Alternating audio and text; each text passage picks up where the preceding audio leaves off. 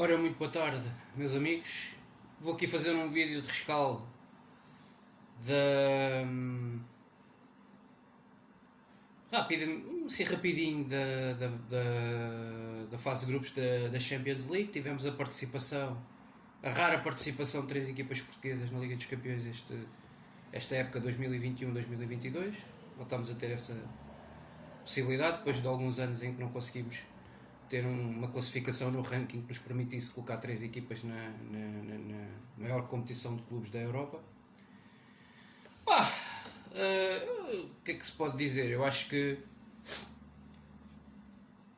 a prestação no geral foi razoável. Nós tivemos uma equipa com 3 vitórias nesta fase de grupos da Champions, depois tivemos outra com 2 e apenas o Futebol Clube Porto, o representante que até costuma de ser o habitual nos últimos anos e o mais regular e o que mais nos tem contribuído para o nosso ranking nesta competição, teve, portanto, uma participação menos famosa, sobretudo porque tinha estava inserido num grupo extremamente complexo, com o atual campeão espanhol em título, com o atual líder da Série A e atualmente uma das equipas top 3 do futebol inglês, portanto, e campeão europeu há 2 anos. Portanto, era muito difícil, era um grupo extremamente complicado. Mesmo assim, o Futebol Porto conseguiu ainda fazer alguns resultados positivos, sobretudo os 3 resultados, os 2 que faz com o Milan e o resultado que faz em Madrid com o Atlético. E de facto o Porto, se bastar-lhe ter empatado com o Atlético em casa, e teria passado, até porque o Milan perdeu em casa com o Liverpool com uma segunda parte de medonha da equipa italiana, com uma segunda parte de uma equipa que atirou completamente com a toalha ao chão, e contra uma segunda equipa do Liverpool, é preciso dizê-lo. Mas os problemas do Porto são consideráveis, não é? Nós podíamos ter tido realmente 3 equipas portuguesas de uma forma inédita. Seria pela primeira vez que meteríamos 3 equipas portuguesas na fase eliminada da Liga dos Campeões, da Champions.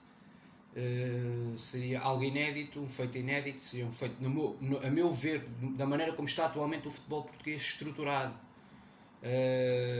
e como estão os clubes a viver com tantas dificuldades financeiras, com orçamentos muito reduzidos quando comparados com os tubarões do futebol europeu, com tamanhas dificuldades na contratação de jogadores, clubes a passarem por situações de fair play financeiro da UEFA, enfim, a ser submetidos a todas estas pressões e a todas estas condicionantes. Eu creio que, aqui numa breve introdução, creio que nós temos feito na Champions League algo verdadeiramente épico. Eu considero que é algo épico ter 3 equipas que deixam pelo caminho clubes que podiam ter deixado pelo caminho, clubes como o Atlético Madrid, AC Milan, Dortmund e Barcelona. Acho que é absolutamente notável e deve ser aplaudido por qualquer português, quer goste de desporto, não goste de desporto, quer goste de futebol mais ou menos. Creio que é notável aquilo que as nossas equipas conseguiram fazer nesta Champions League. O Benfica não perdeu 2 jogos com o Barcelona, embora seja este Barcelona que nós vemos, é sempre o Barcelona. O Sporting não conseguiu vencer o Dortmund em Alvalade. O Sporting tem um historial com equipas alemãs que é terrível. Portanto, conseguiu uma vitória que é, do meu ponto de vista, com Haaland ou sem Haaland, é uma vitória histórica e extraordinária. É uma daquelas vitórias e é uma daquelas noites europeias que vai ficar na história do clube. Mesmo que o Sporting agora não vá muito mais além na Liga dos Campeões, evidentemente que eu acho que dependerá muito do sorteio. De qualquer maneira, acho que já é notável termos metido 2 equipas portuguesas na Champions, nos oitavos de final. Enfim, as circunstâncias, houve aqui uma série de situações que contribuíram para isso e tivemos um contexto muito específico. Mas acho que de qualquer maneira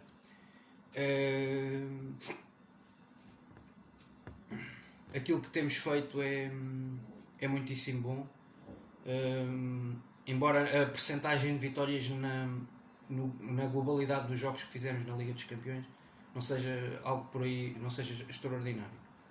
Mas é melhor do que algumas prestações que tivemos na Champions League com 2, 3 equipas nos últimos anos, ou nas últimas vezes em que conseguimos colocar 3 equipas na Champions. A percentagem de vitórias desta vez foi mais significativa.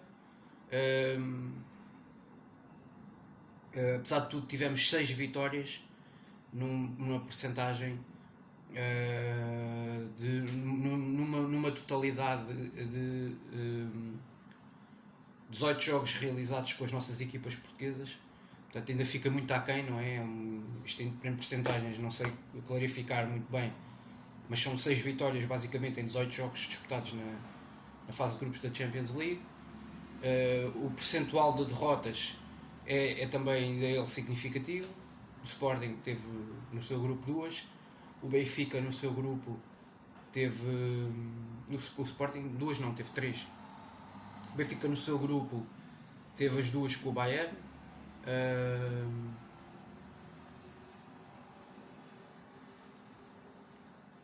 O Futebol Clube do Porto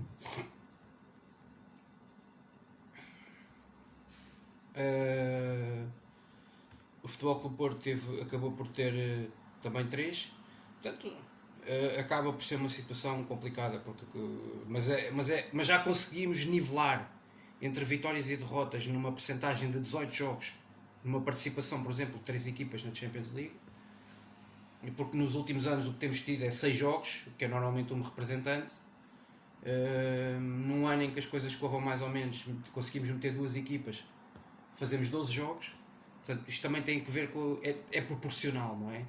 O número de vitórias, empates e derrotas ao número de jogos que conseguimos fazer e tem a ver com o número de equipas que conseguimos meter na prova.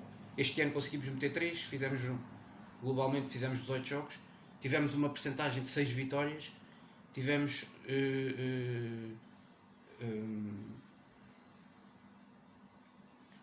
por outro lado 8 derrotas, não é? 6 vitórias, 8 derrotas. Está claramente mais equilibrado o saldo. Tivemos também bastantes empates. Enfim,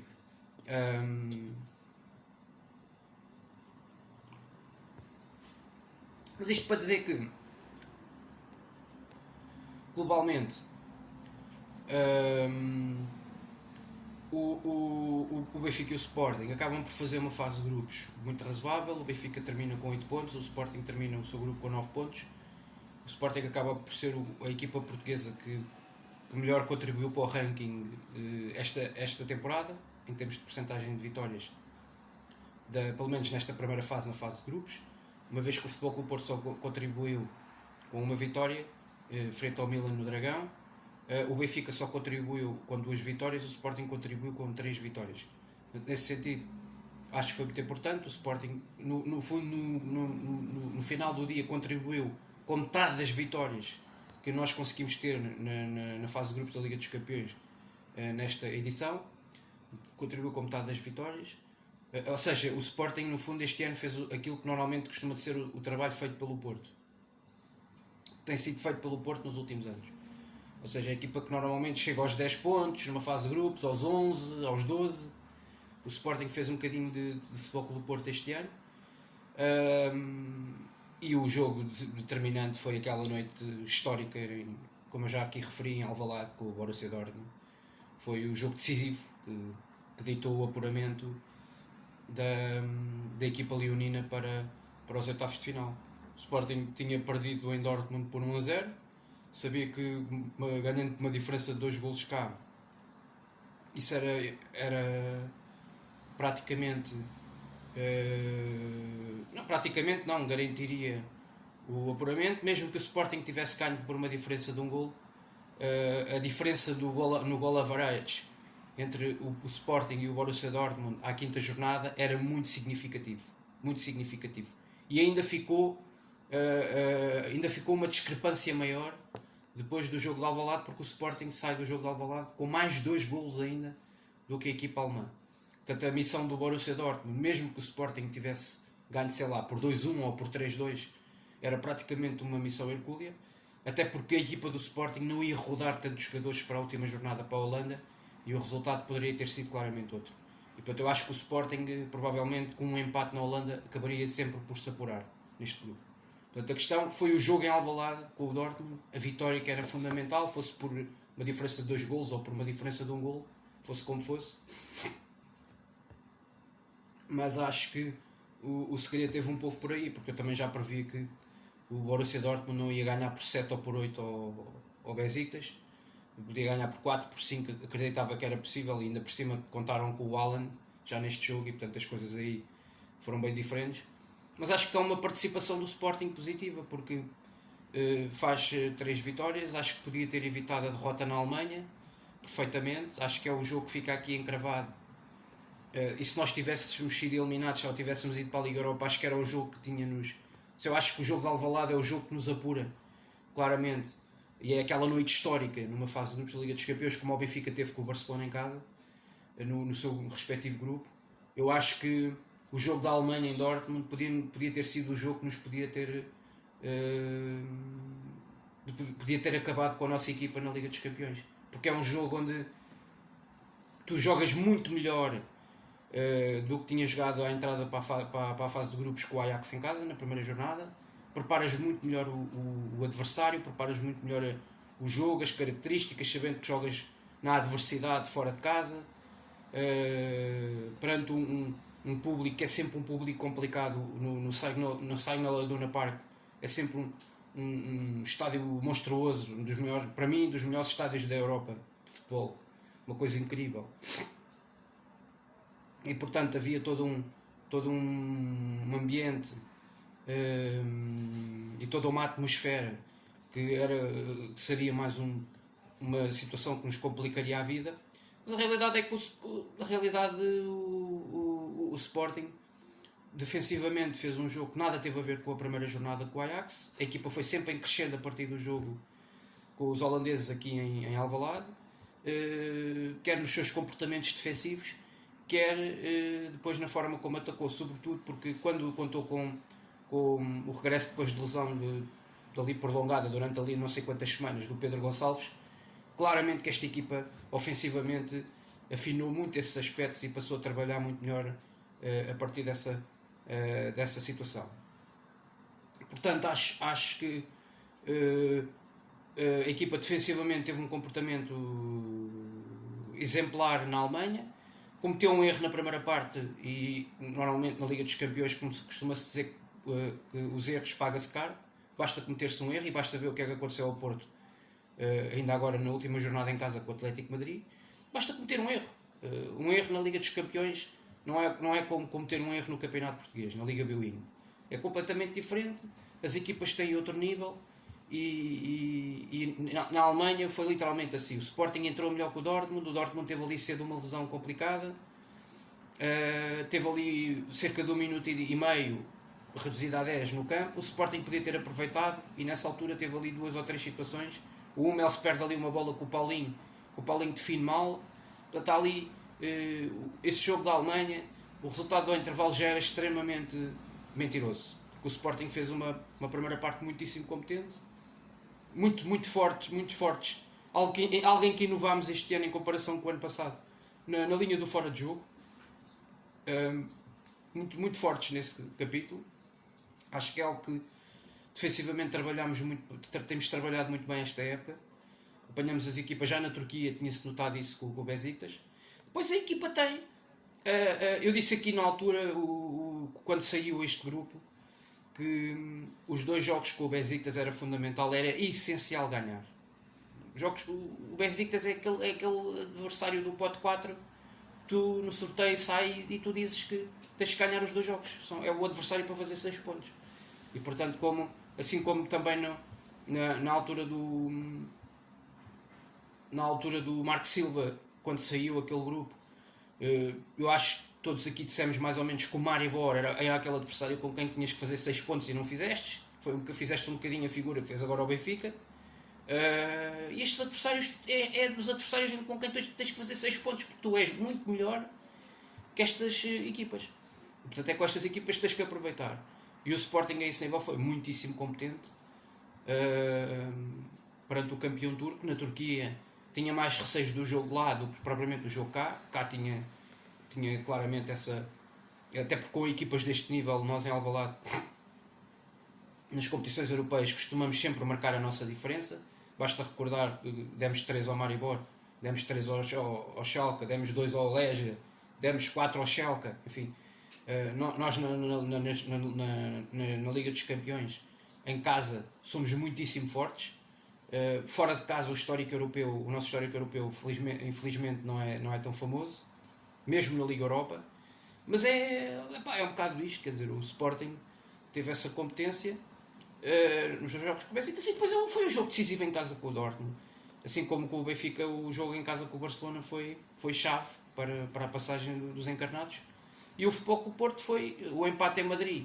Poderia ter sido o tal resultado que podia ter sido ouro sobre azul, mas o Futebol Clube do Porto em casa não foi tão competente defensivamente, e depois o Porto sofreu muito, não é? Foi um Porto muito sofrível nos últimos minutos do jogo, e sobretudo quando ficou 10-10, eu acho que o Futebol Clube do Porto descontrolou-se melhor, ficando reduzido a 10, do que o próprio Atlético de Madrid. E portanto acho que o Atlético de Madrid tem melhores individualidades que o Porto, ponto final. Podemos dizer que, eu diria que deste ataque da equipa do Futebol Clube do Porto, apenas o Luís Dias jogaria no Atlético de Madrid, por exemplo, enquanto que se tu fizesse o exercício ao contrário, 3 ou 4 jogadores do Atlético de Madrid jogariam fácil no Futebol Clube do Porto. E portanto, essa é a diferença. Se calhar um Griezmann, um Luís Suárez facilmente faziam parte da dupla de ataque do Porto, ou um João Félix. E portanto, esta é a diferença, não é? Por isso é que o João Félix saiu da Liga Portuguesa por 126 milhões de euros e teve aqui um ano. Quer dizer, esta é a diferença fundamental, essencial. E por isso o Futebol Clube do Porto joga muito, tem muita posse, tem a tal agressividade positiva com bola e nos duelos, mas depois falta o resto. Falta alguma... Falta alguma... Só que o Porto, eu disse aqui o ano passado que tinha calhado um grupo bastante acessível. O ano passado, com o Marseille e com o Olympiacos, quer dizer, toda a gente aqui falou, e grande prestação do Porto. Grande prestação do Porto, não. O Porto não fez mais que a sua obrigação em função do grupo que tinha pela frente. Estamos a falar de Marseille e estamos a falar de Olympiacos. O Marseille de hoje não é o Marseille dos anos 90, dos anos 80. Portanto, nós temos que perceber em que estado é que estão as equipas hoje. Como o Benfica, o eliminar este Barcelona não é uma coisa extraordinária. E, portanto, é preciso percebermos as diferenças que existem nas equipas. Como o Dortmund, quando eu aqui referi, quando vieram aqui ao Alvalade, eu disse que o Dortmund sem o Haaland não é uma equipa banal, mas é uma equipa muito próxima disso. Porque não tem um atacante como o Haaland no plantel, não tem uma solução, uma alternativa como o avançado nórdico. E fazem destas equipas alemãs um bicho-papão. Realmente o bicho-papão é o Bayern de Munique. Porque as outras não é um bicho-papão, não é assim tão bicho-papão, não é assim tão impossível, não estão tão fora do alcance das nossas equipas como isso. Eu inclusive já disse, acho que o Sporting na Alemanha teve uma prestação muitíssimo positiva, perdeu o jogo por um detalhe. E perdeu o jogo porque eu acho que na segunda parte o Amorim devia ter arriscado mais. E devia ter arriscado mais cedo, porque o Sporting na Alemanha podia perfeitamente ter saído de lá, pelo menos no mínimo com um empate. Porque a postura foi a certa e a prestação foi bastante positiva. O Benfica teve... O que é que o Benfica teve? O Benfica podia-se ter lixado nesta fase de grupos logo à entrada, quando empata na Ucrânia com este Dinamo Kiev. O Benfica tinha e tem, continua-se, e ontem viu-se, bastou ali 25 minutos da primeira parte a jogar a um bom nível, com pressão, com intensidade, com ligação entre o meio campo e os alas e o ataque, e o Benfica facilmente chegou a uma vantagem de 2 golos, não é? Resultantes dessa pressão, dessa intensidade que colocaram no jogo, e desse entendimento e dessa ligação que houve dos médios centro com os alas e com os médios interiores. E portanto o Benfica com facilidade construiu uma vantagem de 2 golos. Eu cheguei a pensar que o Benfica ia por ali fora e até podia ter conseguido aqui uma goleada, como por exemplo o Sporting conseguiu com o Besiktas, mas depois a segunda parte do Benfica é inexplicável. O jogo do Benfica ontem, com o Dinamo Kiev na Luz, é o reflexo do Benfica desta época, como é o reflexo do Benfica da época passada, ou seja, é o Benfica de 2 caras, é um Benfica que faz 25 minutos a roçar a perfeição quase, como teve 25 minutos em casa com o PSV na primeira parte desse jogo, como teve 45 minutos em casa na segunda parte com o Barcelona. Ou seja, Benfica consegue levar quase, joga um futebol como o Jorge Jesus gosta, que é um futebol de grande qualidade técnica, nota artística elevada, muito grande entendimento entre os jogadores, e depois faz 45 minutos inexplicáveis, que se não fosse o São Vlaco Dimos a fazer e o Otamendi a fazerem 2 ou 3 intervenções no jogo absolutamente decisivas, o Benfica, bem, o Dinamo Kiev teve ali bolas na pequena área para poder desviar para a baliza. Este Benfica é a ganhar 2-0, entra num descontrolo. Lá está, aquilo que falávamos há pouco do Porto, aquele tal descontrolo emocional. O Benfica teve este descontrolo emocional sem fazer sentido, a ganhar 2-0, com uma equipa como a Dinamo Kiev.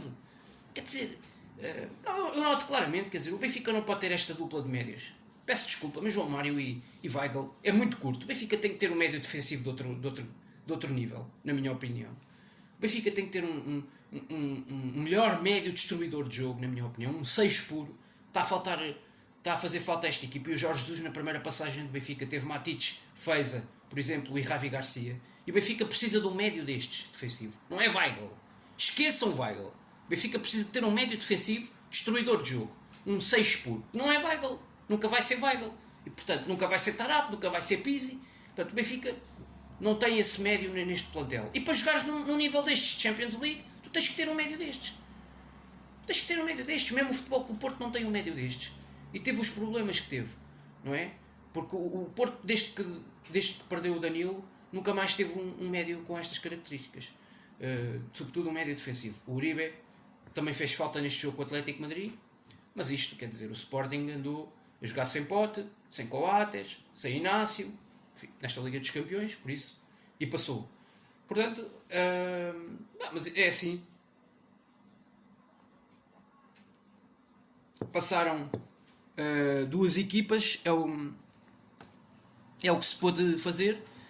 Estão Benfica e Sporting agora no sorteio, passam como segundos classificados, portanto a probabilidade de apanhar um tubarão nos oitavos de final da Champions League é uma probabilidade gigantesca, portanto não há como olhar para isto de outra maneira, mas há uma probabilidade também de apanhar 2 ou 3 que nós costumamos dizer que são comumente na Europa, 2 ou 3 costumamos chamar-lhes tubarões, é porque são equipas também nos seus campeonatos internos, equipas de grande dimensão, mas do meu ponto de vista são equipas que, pelo historial dos últimos 2 ou 3 anos e pelo rendimento que têm apresentado coletivamente e individualmente nas suas melhores peças, nas suas melhores individualidades, são equipas que não têm estado propriamente num plano extraordinário. E falo claramente da Juventus, a equipa italiana, já o ano passado foi eliminada pelo Futebol Clube do Porto, e por isso é possível, se calhar a Juventus ou uma equipa portuguesa, seja a Benfica ou a Sporting, é possível que o Benfica já tem boas recordações contra a Vecchia Senhora, não é? Na Liga Europa, com o Jorge Jesus, precisamente, contra aquela Juventus de Pogba na altura, de Tevez, enfim. E o Benfica teve muita sorte, é preciso dizê-lo, sobretudo lá em Turim. O Benfica faz um jogo muito competente aqui na Luz, tinha um plantel também muitíssimo bom na altura, é preciso dizê-lo. O Benfica tinha um plantel muito melhor do que o plantel de hoje, na minha opinião. O plantel daquela altura, com o Jesus, na primeira passagem pelo Benfica. Mas o Benfica tem boas recordações com esta Juventus. E mesmo o Sporting, na última fase de grupos que teve na Liga dos Campeões, teve confronto direto com esta Juventus. Em Alvalade empatou 1-1 e podia perfeitamente ter ganho. E em Turim o Sporting não empata o jogo por 2 milímetros que faltaram na bota do Doumbia, depois de um cruzamento fantástico do Bruno Fernandes. Até o Buffon meteu as mãos à cabeça, não percebendo como é que o Doumbia falha, o Buffon guarda-redes na altura da Juventus, como é que o Doumbia falha à boca da pequena área, falha o 2-2. O Sporting fez um jogo muito competente em Turim, também com o Jorge Jesus, não deixa de ser curioso, como treinador da equipa. E portanto nós também temos, o Sporting também temos boas recordações de um confronto direto com a Juventus. Aqui em Alvalade fizemos um jogo muito competente, muito bom.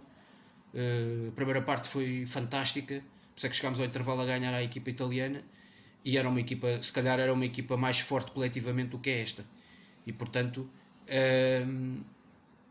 do meu ponto de vista, e esta, é preciso dizer, esta Juventus não tem grandes individualidades, do meu ponto de vista não tem jogadores super, não é? Enquanto que, por exemplo, um Man United tem. Mas do meu ponto de vista, acho que United, Juventus e mesmo até o Real Madrid tem melhorado bastante e praticamente a Liga Espanhola para o Real Madrid nesta altura já é peanuts pela diferença pontual que tem para os rivais, sobretudo os diretos. Quer dizer, aquilo é uma diferença abismal.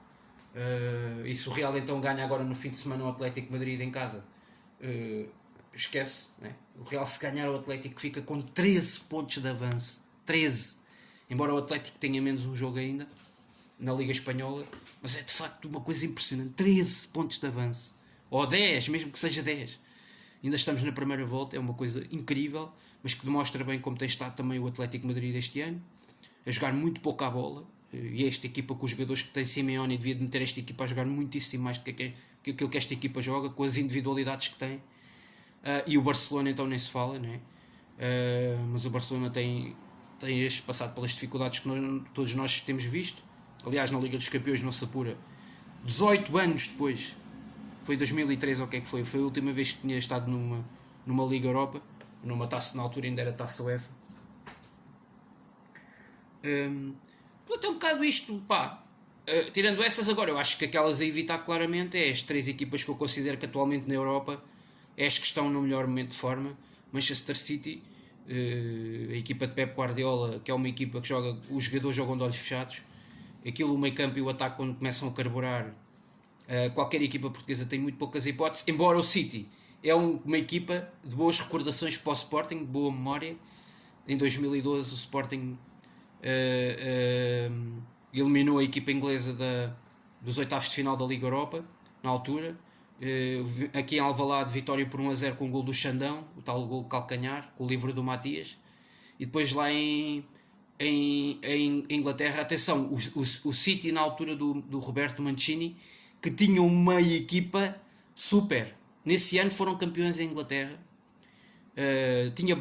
Só para terem uma noção, tinham jogadores como Balotelli, como David Silva, como pontificavam nessa equipa, Yaya Touré, como Kolo Touré, como De Jong, o outro De Jong, o carequinha. Tinham o Zabaleta, o Micah Richards, o Joe Hart na baliza. Tinham essa equipa inolvidável do City. Foi aí que começou o City megalómano dos milhões, não é? Dos sheiks árabes. E nesse ano já tiveram o Dzeko, o Agüero, já fazia parte dessa equipa, inclusive fez os estragos contra o Sporting. Aliás, o Agüero é sempre daqueles avançados contra o Sporting, marca golos atrás de golos em eliminatórias europeias. Já que o Atlético de Madrid do Simeone em 2009 também fez aqui em Alvalade 2 golos que apuraram o Atlético para a fase quinta da competição. Portanto, realmente nós temos pesadelos quando temos que levar pela frente com o Agüero, sobretudo com esse Kun Agüero dos tempos do City. E portanto o City ainda tinha um jogador que hoje está no Liverpool, o Milner. Portanto, o City tinha uma equipa, e ainda o Samir Nasri, que era um criativo de grande qualidade técnica dessa equipa do City. Portanto, esse City era uma coisa, um projeto inacreditável. Dois pontas de lança, como três, aliás, como Agüero, Balotelli e Dzeko na mesma equipa. Quer dizer, isto é uma coisa do outro mundo, não é? E o City realmente tinha uma super equipa. Foi campeão em Inglaterra, assim, sem margens para dúvida. A jogar um futebol de altíssimo calibre e de altíssimo nível. E o Sporting fez ali um pequeno milagre. O Sporting ganhou a Inglaterra aliás, perdeu a Inglaterra 3-2 no Etihad, mas esteve a ganhar 2-0 ao intervalo, porque mais uma vez o City subestimou o Sporting, não só cá, mas como também lá em Inglaterra. E o Sporting fez uma primeira parte, eu diria, perfeita, com uma exibição do Matias Fernandes, uma coisa inacreditável. Era de facto o melhor jogador daquele Sporting na altura. E o Sporting com os golos do Wolfswinkel e do E do Matias, de livre, de bola parada, um grande gol do chileno. Fez uma exibição inacreditável. O Sporting esteve a ganhar 3, chegou a estar a ganhar 3-0 na eliminatória ao City. Portanto, o City é também uma equipa de boas recordações para as equipas portuguesas. E portanto veremos o que é que o sorteio vai editar. Mas o City, Liverpool e Bayern é claramente aqueles a evitar, sobretudo para o Sporting. Para o Benfica é sobretudo evitar aquelas duas equipas inglesas, que é o City. Que o Benfica não tem tido, historicamente não tem tido muitos confrontos com o City, por acaso, nas competições europeias, e é também o evitar, obviamente, na perspectiva do Benfica, a equipa do Liverpool, do Klopp, que viu-se o que é que fez com o Porto, fez miséria com o Porto. Quando precisou do jogo aqui no Dragão, veio aqui e espetou 5, e podiam ter sido 6, 7, 8, podiam ter sido aqueles que a equipa quisesse. Do meu ponto de vista, o Liverpool continua a ter, para mim, dos melhores trios de ataque da Europa. Se não é com o Firmino, Sadio Mané e Salah, é com o Salah, Diogo Jota e Sadio Mané. É sempre uma equipa que se reinventa. O Klopp tira um, mete outro e a equipa continua sempre a carburar. É uma coisa impressionante. É só ir ver os registros individuais de cada um destes jogadores ao nível de gols e de assistências. É uma coisa impressionante. E para mim é o trio de ataque em melhor forma esta época, é o do Liverpool. Jota, Salah e Mané são terríveis, e com uma defesa como o Benfica tem, eu acho que seria quase que o desastre total, não é? O eclipse total. Portanto, acho que claramente esses são, quem diz o Benfica diz o Sporting. Acho que não há neste momento equipa portuguesa nenhuma que se consiga aguentar perante um Liverpool que tem realmente uma super equipa e que, do meu ponto de vista, é um grandíssimo candidato a vencer a Liga dos Campeões. Passou o grupo da morte. O Liverpool passou o grupo da morte com 6 vitórias, meus amigos. 6 vitórias. 6 vitórias. O Liverpool fez o que quis, passou por cima do Atlético de Madrid, passou por cima do Porto no Dragão, costuma de ser uma equipa de Champions. O Liverpool veio 3 ou 4 vezes ao Dragão, passou quase sempre por cima do Porto com 4, 5 golos de avanço. É uma equipa soberba, esta equipa do clube. Soberba. Eu acho que eu até digo mais. Para mim é o segundo favorito a ganhar a Champions League este ano, a seguir ao Bayern. Acho que o Bayern está lá em cima, no top dos tops. Basta ver o que fez 2 vezes ao Barcelona, é uma coisa. A facilidade a jogarem a meio gás ontem com o Barcelona, toma lá 3-0. É de facto uma coisa, é uma máquina oleada, como eu há muitos anos não via na Europa. É uma coisa impressionante, talvez desde dos tempos do Barcelona do Guardiola, que não via uma coisa assim como vejo este Bayern de Munique do Nagelsmann. É uma coisa incrível.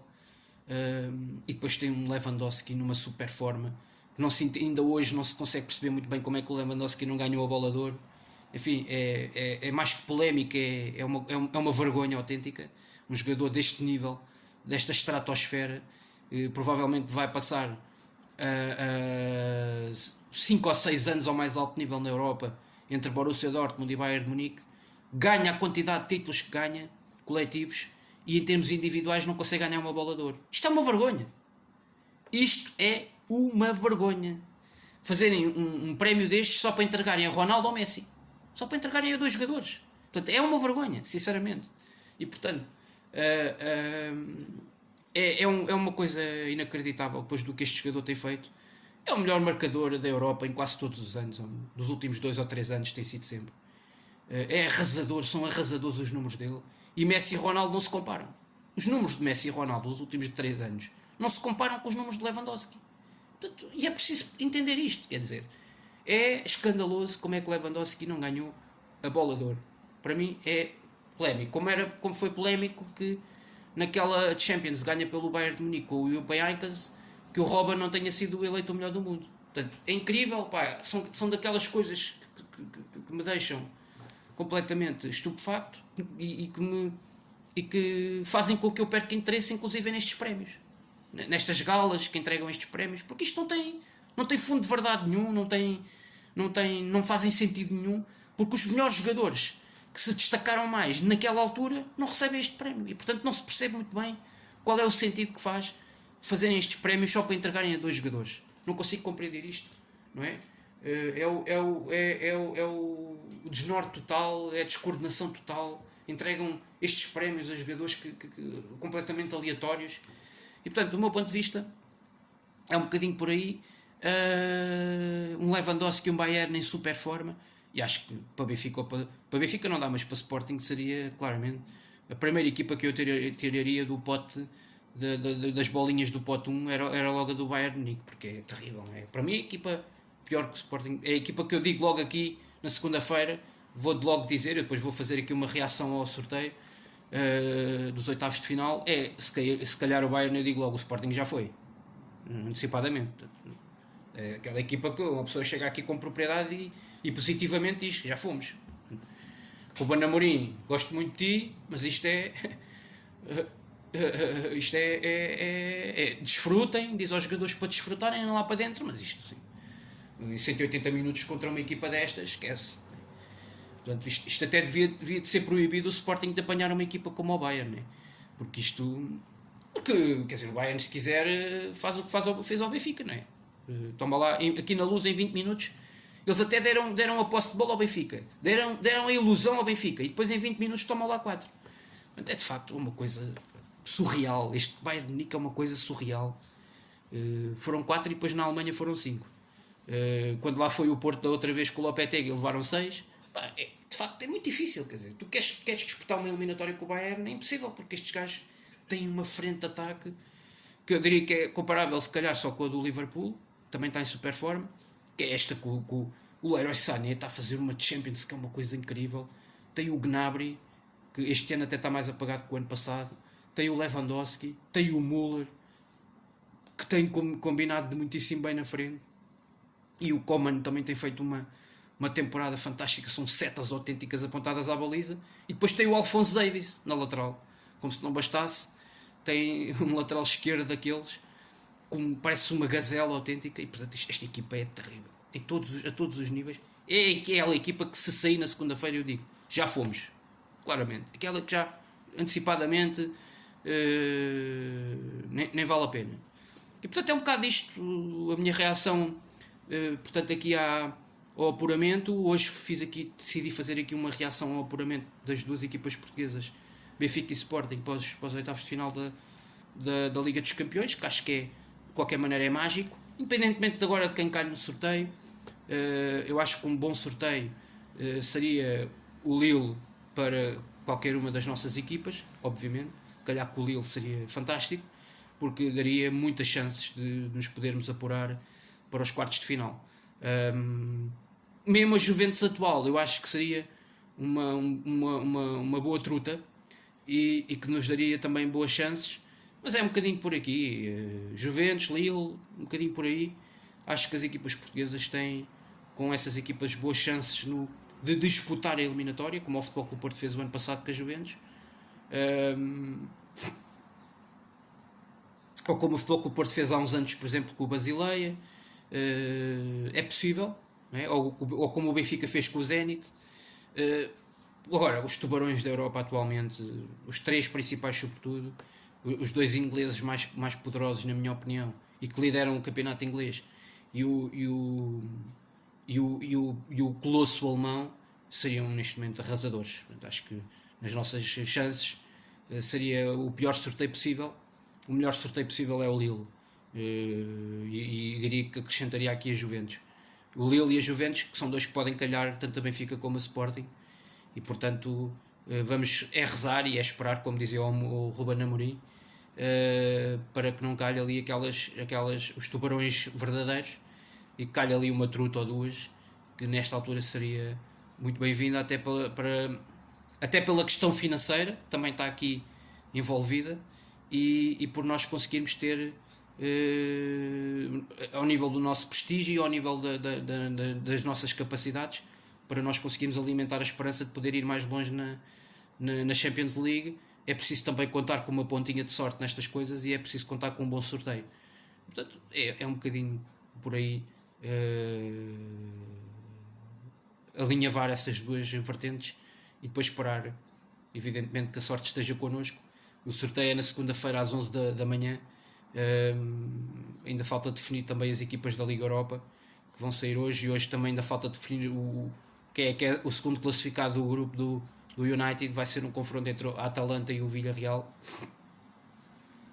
e veremos dessas equipas. Qualquer uma que passe é uma equipa fortíssima do meu ponto de vista, e qualquer uma que passa justamente, mas enfim, eu à partida dou favoritismo à Atalanta porque tem um futebol que me agrada muitíssimo, e é uma equipa que começou mal o campeonato italiano nesta época, mas agora tem recuperado e tem tido resultados fantásticos. Tem um plantel fortíssimo, tem um plantel tremendo, tem um plantel claramente apostado em ir longe numa Liga dos Campeões, na minha opinião. Olho para o plantel desta equipa e claramente aposto nisso, mas pronto, é um bocado por aí. Perspectivo que a Atalanta passe e vá ao Villarreal para a Liga Europa. E a Liga Europa, atenção, que agora nas fases a eliminar vai começar a Liga Europa a sério, com equipas fortíssimas que caem da Champions este ano, e realmente vão fazer da Liga Europa uma competição extremamente disputada, com, na minha opinião, este ano um vencedor imprevisível, porque há ali um punhado de 4, 5 equipas que têm uma fortíssima candidatura, e tem propriedade, no qual nesse lote eu incluo